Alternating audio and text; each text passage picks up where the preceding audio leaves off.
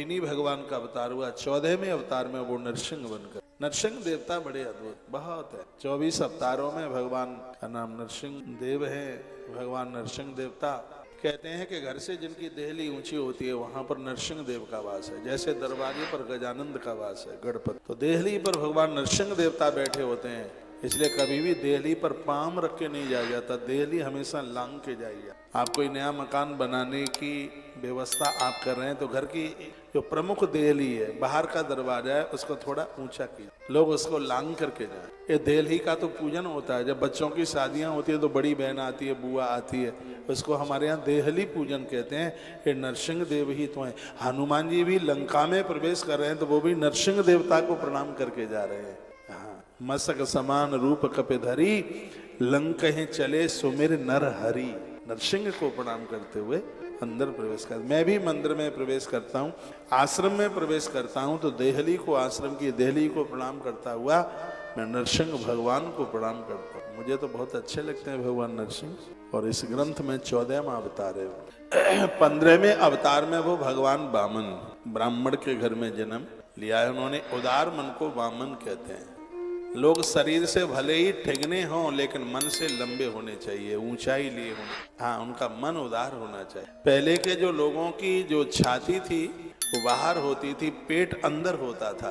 लेकिन लोग इतने कंजूस हो गए हैं, पेट में इतनी बातें धर ली हैं, इतने गुड़ीले हो गए हैं कि पेट तो बाहर निकल गया है और छतिया अंदर घुस गई है, धस गई है। पहले ऐसा नहीं होता था, पहले पेट अंदर होता था। अब पेटा निकल गया, पेटा तो झरपेटा बन गया है। पेटा बाहर निकल गया है और छाती अंदर घुस गई, धस गई। नहीं तो छाती को बाहर होना चाहिए था। अब लोग हृदय से, अब छाती से तो कंजूस हो गए हैं तो छतिया घुस गई अंदर। और पेट के हो गए हैं गोड़ीले, तो पेट में इतना कुछ रख लिया है, दुनिया भर की फालतू की चीजें रख ली हैं। फूकना में भी गुब्बारे में हवा भरोगे तो वो भी फूल के ऐसे हो जाएगा। तो पेट में ऐसी तमाम चीजें, गुड़ीली चीजें रख ली हैं तो पेट का पेटा बन गया है, पेट बाहर निकल करके आ गया। बामन बनिए, बामन। बामन वो है जो उदार मन वाला है। भगवान बामन बन करके आए थे। ठाकुर जी बहुत छोटे बन के आए। इसका एक दूसरा संदेश और है इस कथा का। मैंने तो बामन पुराण की भी कथा 18 पुराणों में से सुनाई है। वो एक जगत को शिक्षा भी देते हैं। वो कहते हैं देने की भावना रखो, लेने की नहीं। मैंने लिया तो आज भी चौकीदारी राजा बलि के दरवाजे पर कर रहा हूं, मैंने लिया था। लेने वाले का दर्जा हमेशा छोटा होता है, इसलिए भगवान छोटे बन के आ गए। और देने वाले का तो भैया बड़ा होता है।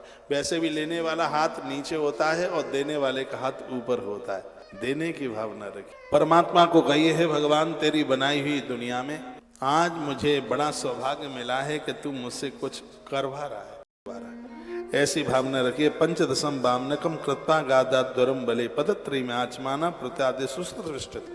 भगवान ने 3 पग धरती मांग ली। भगवान तन मन और धन तीनों चीजें मांगते हैं। जिस दिन ये तीनों चीजें दे दोगे उस दिन तुम्हारी देहली कहाँ छोड़ेगा भगवान। लेकिन ये दुर्भाग्य है कि भगवान को अब शरीर भी दे देते हैं, धन भी दे देते हैं, लेकिन मन नहीं देते। मन तो इधर उधर घूमता है। मन उसे दोगे तभी तो उसका नाम मनमोहन होगा। आप इस मांस के लोथड़े से कहीं रहे। गोपियों को किवाड़ में बंद कर दिया था, उनके आदमियों ने, पति ने बंद कर दिया था। लेकिन गोपियां शरीर से तो कमरे में थी, लेकिन मन से गोविंद के महारास में जाकर के पहुंच गई हैं। मन की ही तो महिमा है, विशेषता।